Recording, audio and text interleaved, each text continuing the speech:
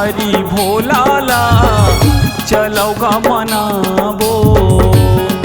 भूल कहाँ के भोले बाबा ला चला जल चढ़ाबो। कांवर धर के चलो संगी जल भर भर के चलो संगी। कांवर धर के चलो संगी जल भर भर के चलो संगी। बाबा ला हमू चढ़ाबो। आगे सुघर सावन महीना गा बाबा ला मनाबो। आगे सुघर सावन महीना गा चला जल चढ़ाबो।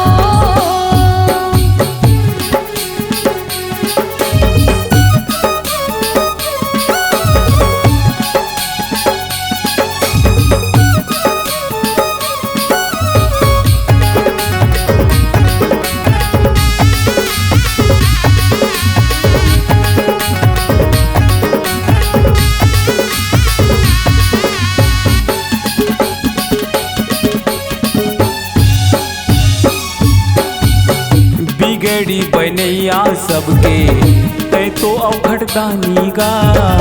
मैं तो हवा भोला अढ़ाय अज्ञानी गा।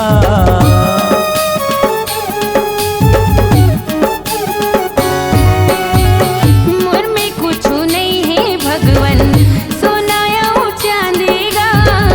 मैं तो लेके आए भोला एक लोटा पानी गा। चलो भैया जुर मिल के सब चलो दीदी जुर मिल के सब चाउर बेल पतियाला चढ़ाबो।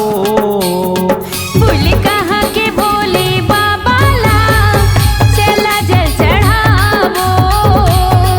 नूर बैजनाथ बाबा ला चला गा मनाबो।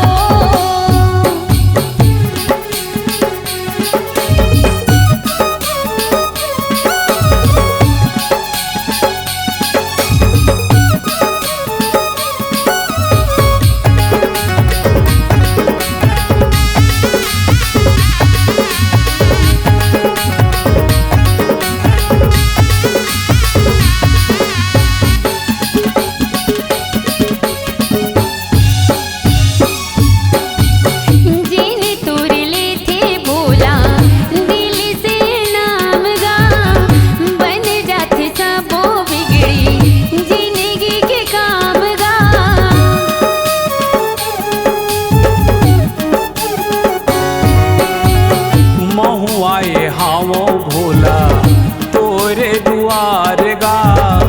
सुन लेना तहाँ स्वामी मोरो पुकार गा।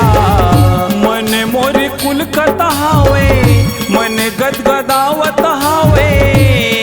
आज बाबा के दर्शन पाबो।